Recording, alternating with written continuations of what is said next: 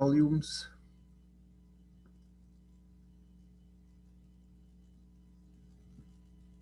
of solids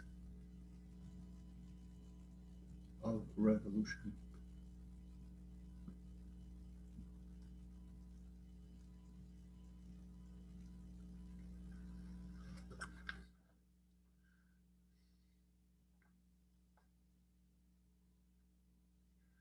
Okay, so here's the idea. First of all, there are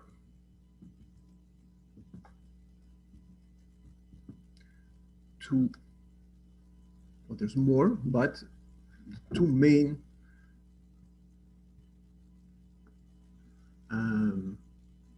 methods to evaluate volumes of solids of revolution. Okay, revolution means rotation, okay? A revolution of revolution. And they are one, disk washer, and second, using shells, but in this case, we're just going to use cylindrical shells.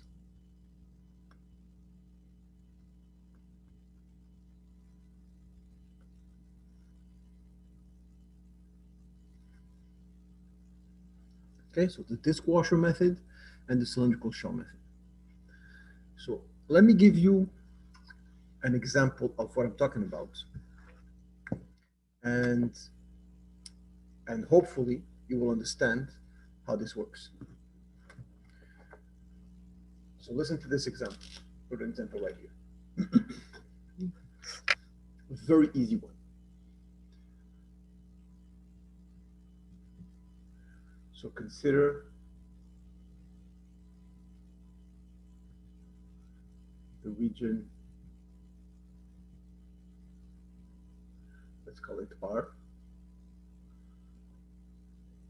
bounded, oh, okay, this is too far.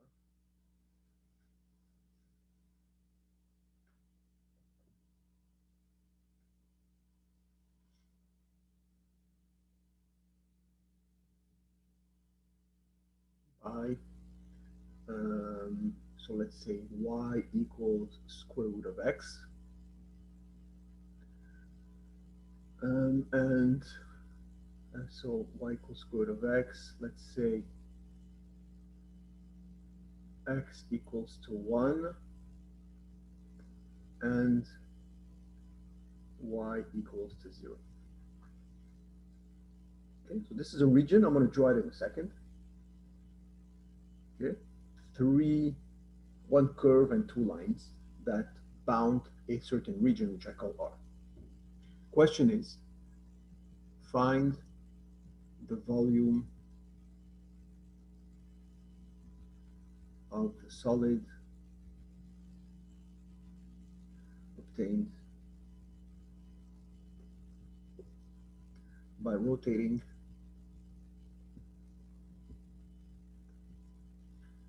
R about the x-axis.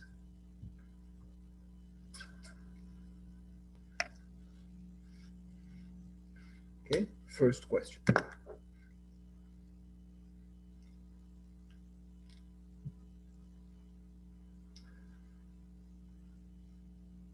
the first thing I'm going to do is I'm going to draw the region. Okay, so let me come here, and it will look something like this.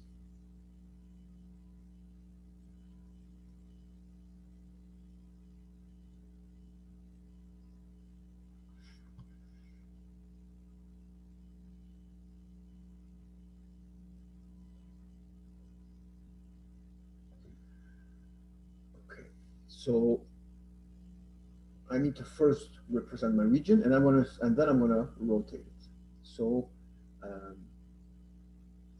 square root of x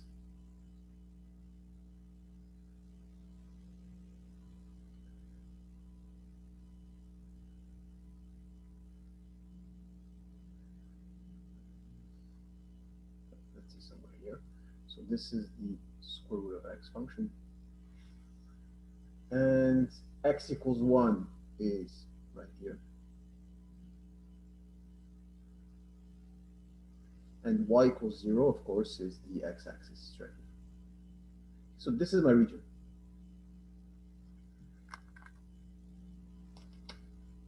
This, of course, is the curve y equals square root of x. You guys okay with this? And this is, of course, x equals 1. Now, what I'm going to do now is I'm going to rotate this. I'm going to put a bit more space here.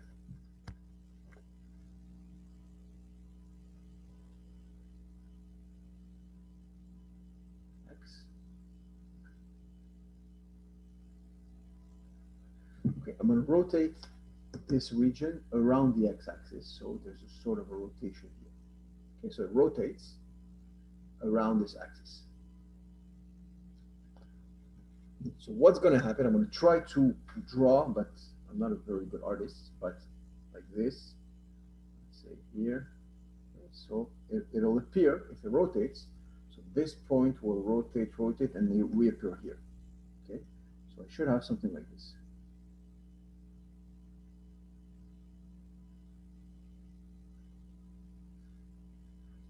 You see, it rotates. So basically,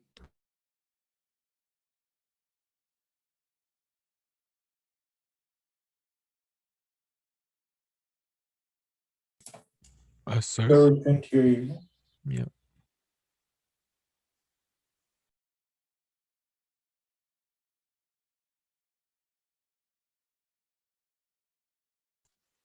Sir?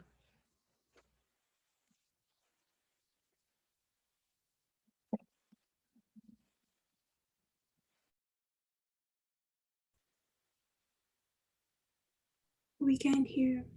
We can't hear you.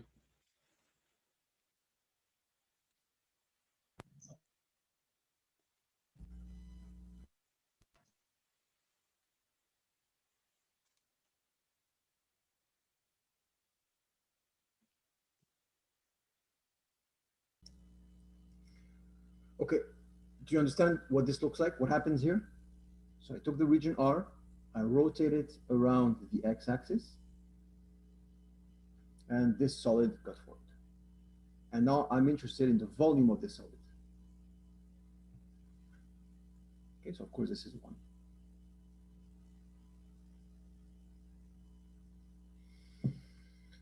So what is the process for this? Sir, Yes? why did you put like 2 lines at the end? This here? Here? Yeah. These are not 2 lines, it's sort of a Yeah. 3D effect. It's empty inside. Oh, okay. It's not empty Okay. actually, but it's sort of a surface area. Okay? Okay, so here's the idea on how to find this solid. I'm going to take any random x here, and I'm going to sort of slice it. Okay, I'm going to slice the solid right at this level, and I will get, if I slice it, I'm going to take the cross section, I'm going to get something like this.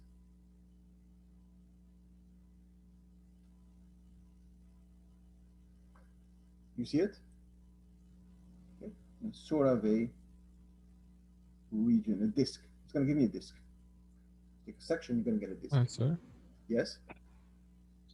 What point is that? X, Blue?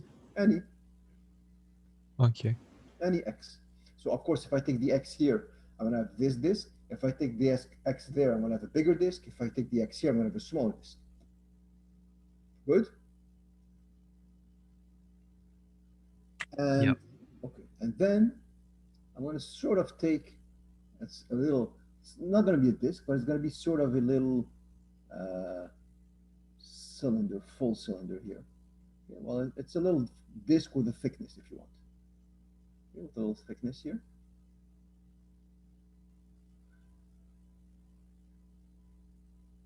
And the thickness here will be, I don't know, a certain delta x. Okay, I'm just giving you the overall idea. And let me draw the disk here on separate. I'm going to draw the disk here.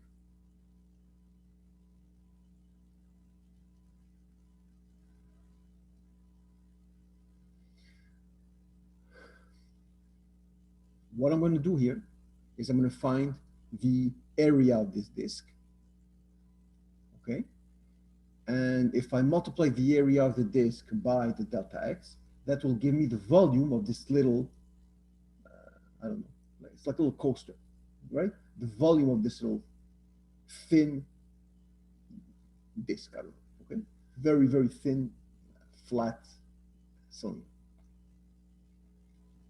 Okay? And let's find the area here. So what's the area? To find the area, I need the radius. What is the radius here? What is it? The function of x. Very good. So since this is x, so it will be exactly the y on that curve. So it's exactly root x. You get it? So the radius here is root x. So I could find the area of this. Pi r squared. So pi times the radius squared. And so I get pi x. Any questions until here? So again, Sir, yes? please could you re-explain like the whole process again? The whole, I'm sorry? The whole process, like from where you divided the when you formed the disk. Okay, perfect. So I'm going to start even before. I have a region R, which is bounded by y equals root x equals 1, y equals 0. That's this region. I'm rotating it around the x-axis. It forms a solid. Okay, solid that's sort of a cup like this. Okay, I don't know if you can see, cup, but full cup. And this way. Then I'm going to take a slice of, I'm going to take a cross section of that solid. Okay, so if you take a cross section, it's going to, if you look at this way, you're going to see a disk. Do you understand that? Yeah. Okay, so you're going to see a disk. So what I'm doing, imagine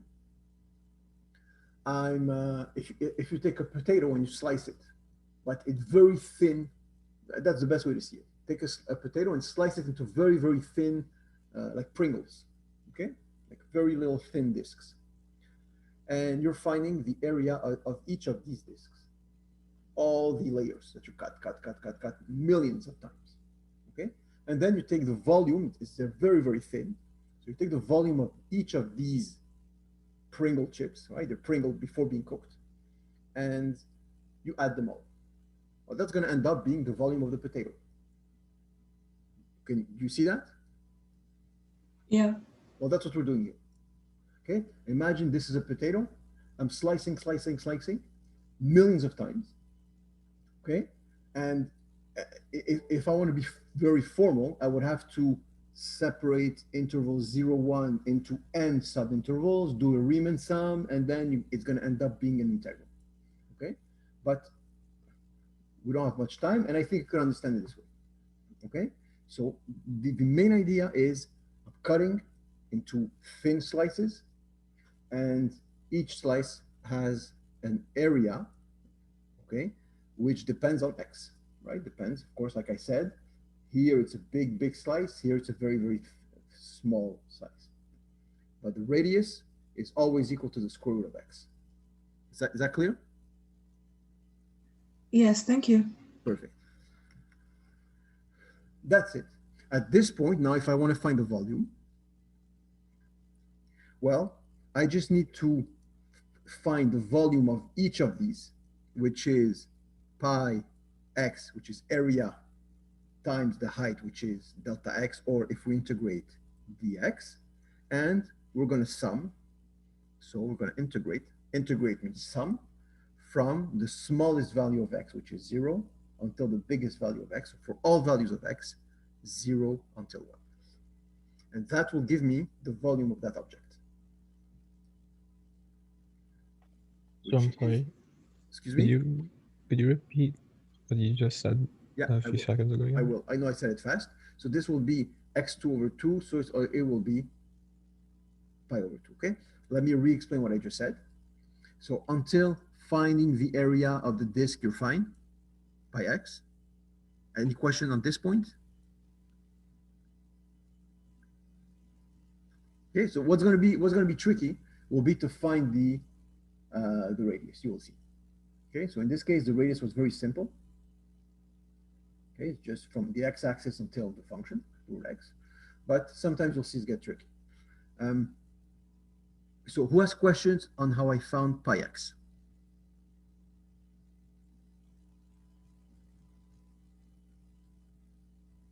Okay, now this integral, how did I set it up? I did the, so let me, do I have space to write? Yeah. So this will be the area of disk.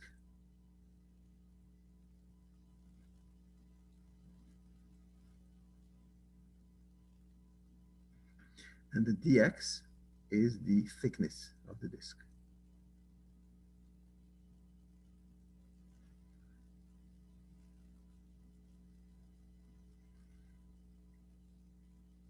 Okay, so area, so it's like if I were to draw it, I'll do an attempt here to draw it in 3D.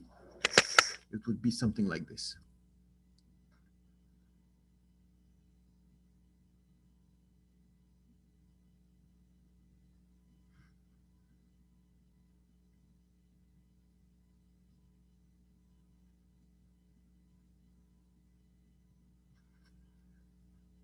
Okay, I don't know if it's clear, but it's 3D. This here is, the area here is pi x, and this thickness is dx. Pi x, so area of base times height. Area of base times height is always the volume of any prism. So this cylinder here. Okay, it's a disk with a thickness. Sir, I have a question. Yeah, sure. Why is the height the derivative of x? Why is there's an antiderivative here? Yeah. Okay, because like this is, you know that the definite integral represents an infinite sum. We did this when we did Riemann sums. So what we're doing here is we're adding all of these continuously. Okay, I could, or maybe I should do it. I'll do it with Riemann sums. Okay, I'll do it with Riemann sums, and you're going to understand it much better. Okay. Did you the technical part? Did you understand before I explain to you why we do the integral here? But the technical part, how to do it, you have questions on this? I mean, I don't understand. If we're looking for the volume of the whole demi-sphere, why are we only taking a cylinder out of it? Can't we just take the whole face of the demi-circle, the demi-sphere? I mean, excuse me, the whole what? Instead of just taking a random x, can we just take the cylinder that at the end of this demi-sphere? At the end here? Yeah. So what? And it's going to be just the radius is 1, so it's going to be just pi times 1, okay, and then times 1. So you're going to have the whole cylinder. You're going to have a whole tube here. Oh yeah, true. The radius changes, okay.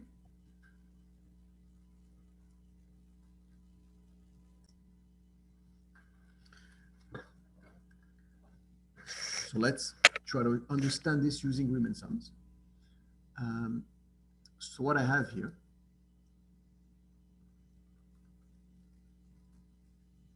(0 to 1.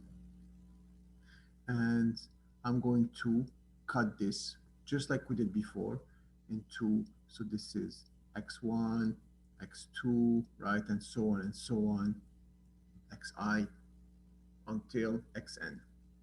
Okay, remember we did Riemann sums. XO. And what I'm going to do now, so I have the functions like this on top. And at xi, okay, I will find, I'll do a little rectangle like this.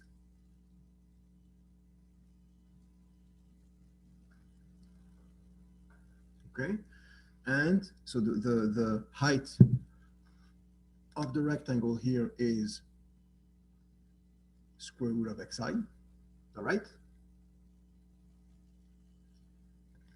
And the base of this rectangle is delta x. Who's got questions on this? Okay, so it's from here. Okay, so I'm cutting my region is from 0 to 1. Okay, and I'm taking the rectangle here, xi. So the height is square root of xi. That's the height, and the base is delta x. And then what I'm going to do is I'm going to take this rectangle here and I'm going to rotate it around the x-axis. Rotate it around the x-axis, you're going to get a, so that's what I was trying to draw before, you will get a little tiny cylinder like this. I'm going to make it a bit bigger. Okay, that's what you'll get. Right? If you rotate this, that's what you get. And what I'm going to do is I'm going to find the volume of this cylinder. Okay, so what is the volume? Are you following me? Yeah. Okay, so the radius is square root of xi, and the height here is delta x. Right? That's what happens if you rotate, you get this cylinder here.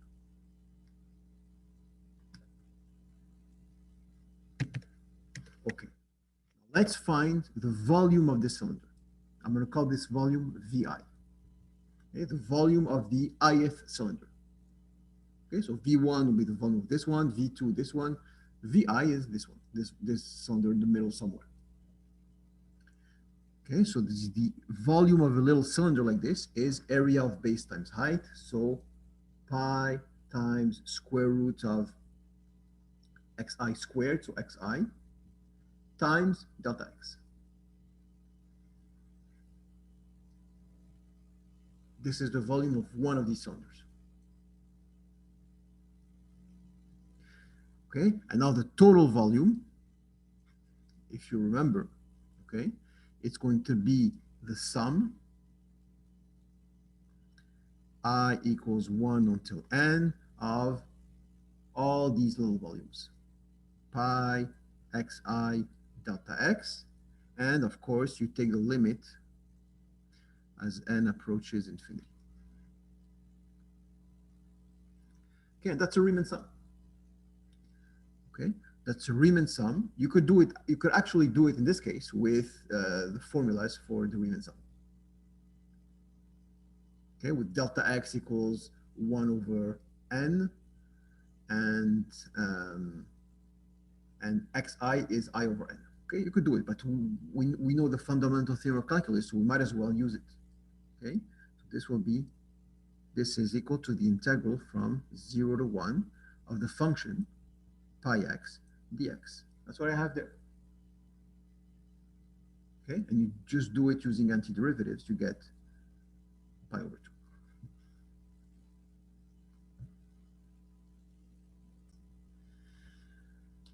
So this method that we used, so since we're slicing it into disks, okay, this is called the disk method.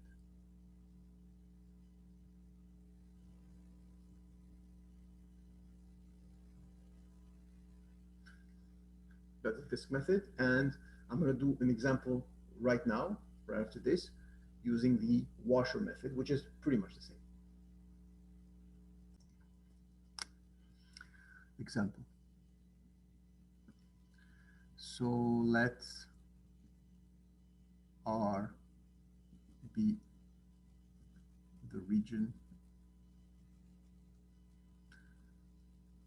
bounded by, so let's see, y equals x squared and y equals x.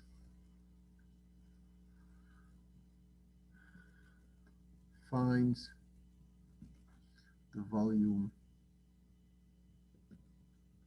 of the solid obtained by rotating R about the x-axis. So I'm going to do two things.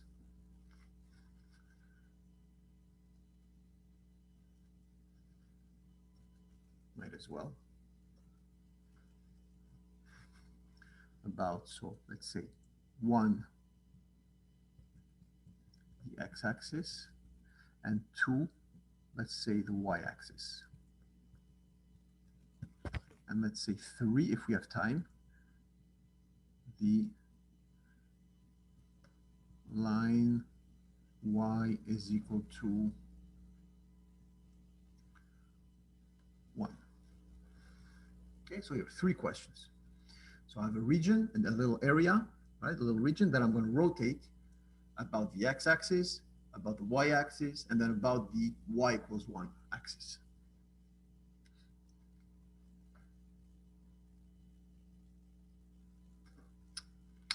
We will not have time, but we'll continue it next time.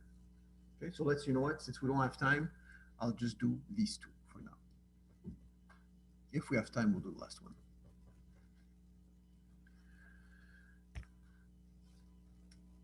Okay, so the first thing we do is, of course, we draw the region.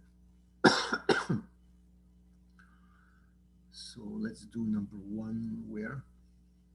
Let's do it here.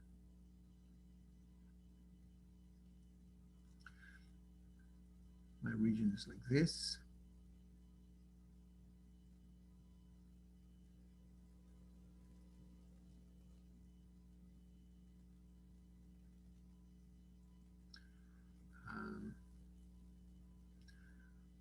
It's too small.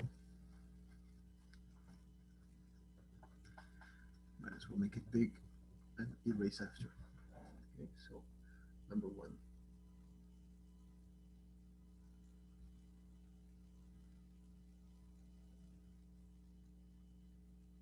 Y, X. So here it goes.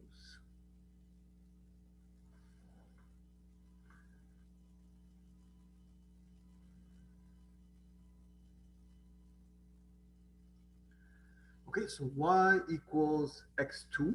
This is a parabola like this. And y equals x, of course, is the first quadrant bisector. And then I rotate around the x-axis. And so this rotates and appears on this side.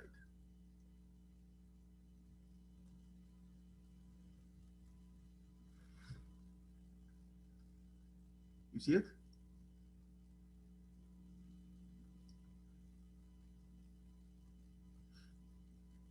One, 0. Okay. So if I were to ask you to find the area here, that's easy. Top function minus bottom function, integral, that's no problem. But I'm asking for the volume now. Okay, so this function is y equals x. This function is y equals x2.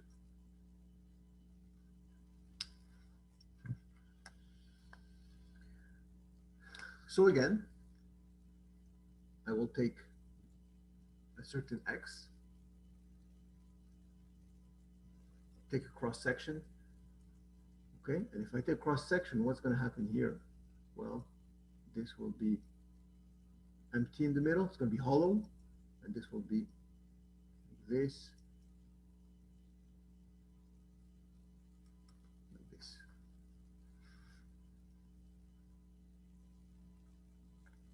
Okay, so 3D.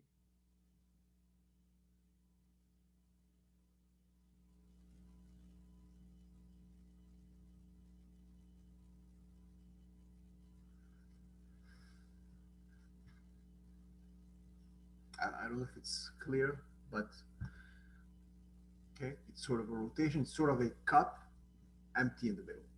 That's what we have.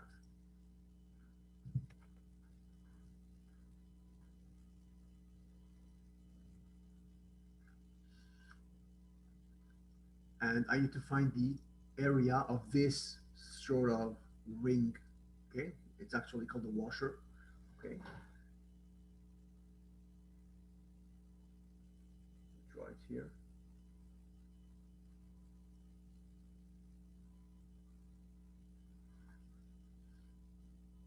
I need to find this area here.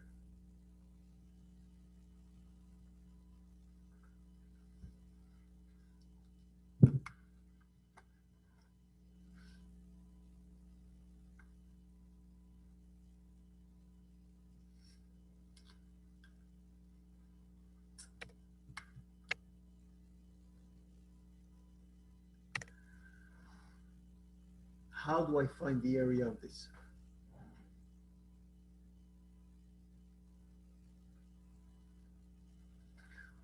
Well, it's simple. It's the area of the big disk minus the area of the small disk. Okay, so there's sort of a big radius, let's call this big R, and the small radius, small r.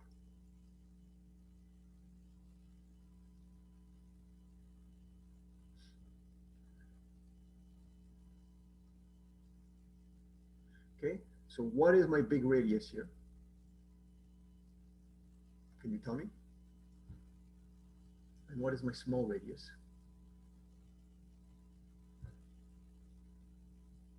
What's the big radius? Y equals X. Very good. So it's just X, right? If here we have X, just out of space here, but this is X, right? Well, the height here is the function, so Y, which is X. Perfect. And what's the small radius? X squared. Very nice. X2. And so, what is the area of this ring, washer, right? What is it? Well, it's the area of the big one. So pi times big radius squared, so X squared, minus the area of the small one, which is pi times X2 squared. Sure. Yep.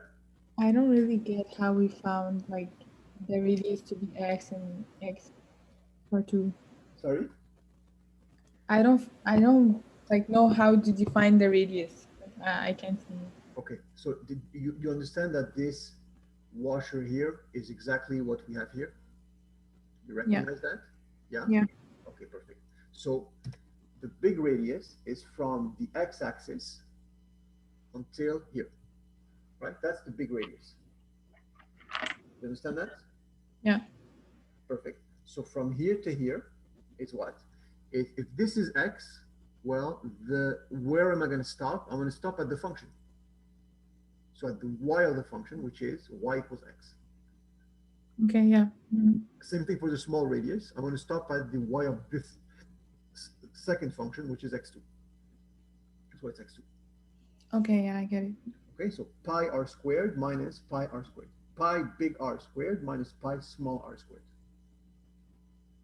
So I get, if I simplify, pi times x2 minus x4. This gives me the area of this washer.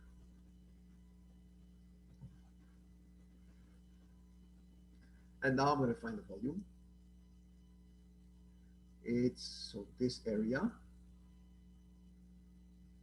And I'm going to add all this area multiplied by the little thickness. So all these little volumes from 0 until 1. and that will give me the volume.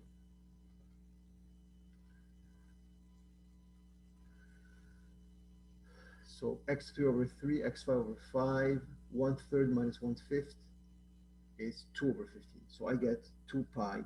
If you do this integral, you get 2 pi over 15. I hope I didn't make a mistake.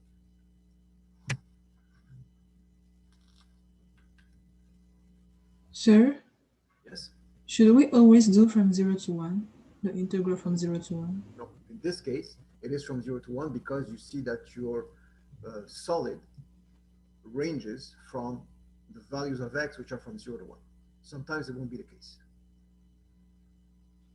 And how do we know that? You'll see. I'm just doing very easy ones, but you'll see it will be obvious, and we'll do examples. Okay. Okay. So this is called the washer method.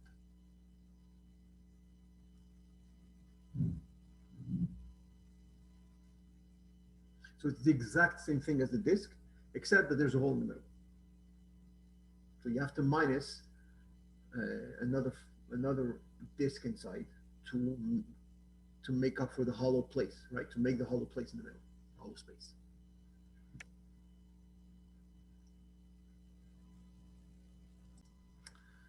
Number 2.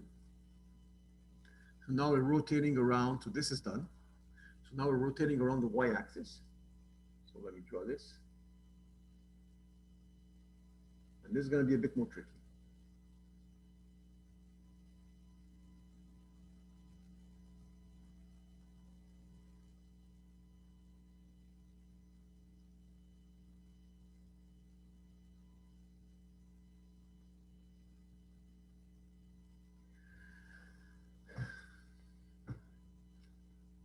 So again, I have my straight line and my parabola. And it rotates around the y-axis now, and it appears here.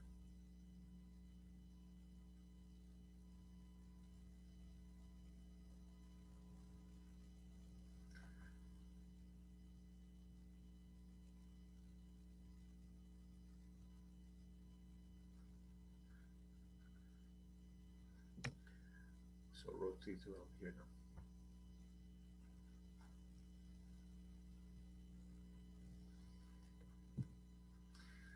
Okay, so it's going to look like this.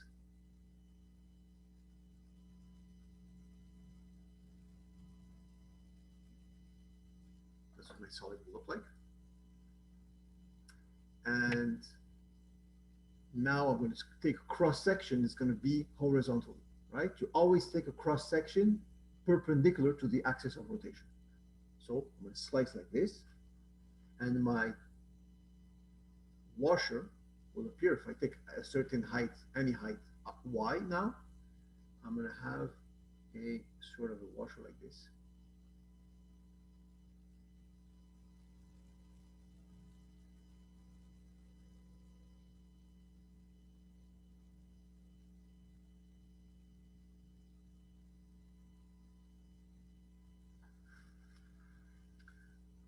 Can you see? That's a certain height y, a certain right level y.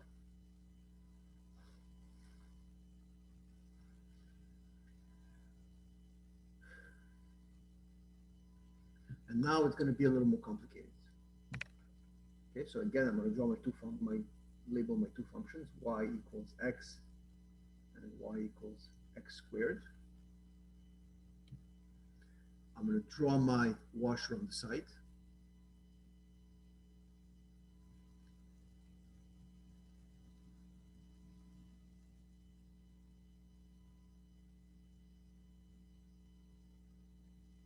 Okay, and I want to try now to find what the radius, both radiuses are, radii. Okay, so big radius, small radius. Remember, I'm looking still for this area here, okay, which is the area of this.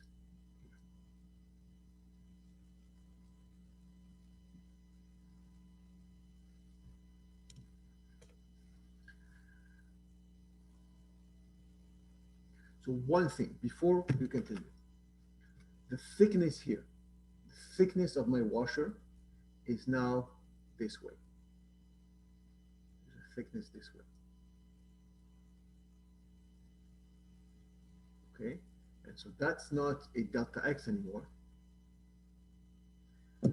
This is now a delta Y. The thickness is along the Y axis.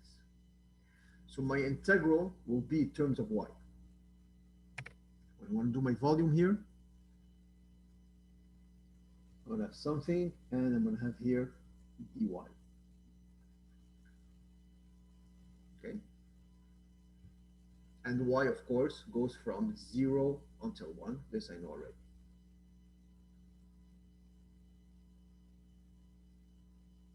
So I just need the area of the washer in terms of y.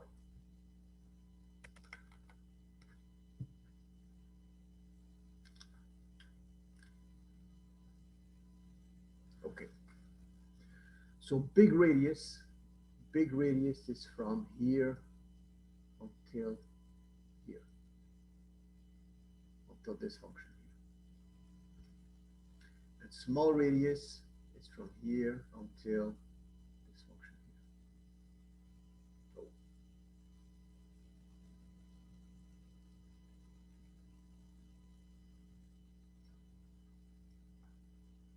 Can you tell me what these are going to be?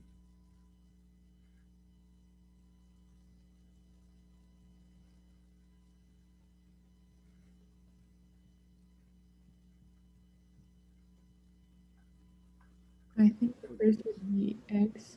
Excuse me? The first would be X. The first, no, give me big or small. The big one would be X. Big one will be X. This. Yeah, the big one would be X power 2, I think. Okay, so no, 1 second. Mhm. So this is Y. This is X. This is the X corresponding to the Y. XY. This is point XY. But we have to express, remember, everything in terms of Y now. So X will be root Y.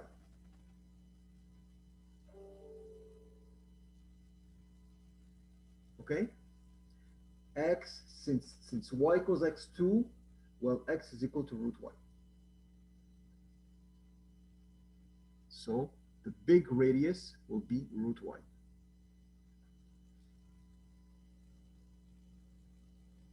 And the small radius, still X, but on the Y equals X line, so X equals Y, so this is Y, because X equals Y. So the small radius is just Y.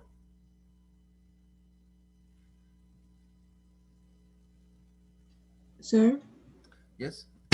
please could you show again on the drawing where the radius are? Whether what? The radii are. Sorry. Whether what? The radius of the graph, of the circles, Okay. of the disc. The both of them? Yeah. Okay. So the big radius, okay, so remember, I'm at a certain height Y here. Okay? And small radius stops here, big radius stops there. How do I find the big radius? Well, to this Y corresponds a certain X, right? To Y corresponds an X. I know that Y is equal to X2, that I know. So the X has to be root of Y, right? You isolate here. X is equal to square root of Y. Okay, and this, isolate the X, it's already isolated. X is equal to Y. So the X here is root Y, and the X here is Y. Do you understand that? Yes, thank you. Perfect. And that's it. At this point, this is my area of my washer. So it will be pi times Y minus Y2. That's what I put here. Pi times Y minus Y2. And if you do this, you get y2 over 2 minus y3 over 3, a half minus a third, 3, 1 over 6, pi over 6. And that's what you get.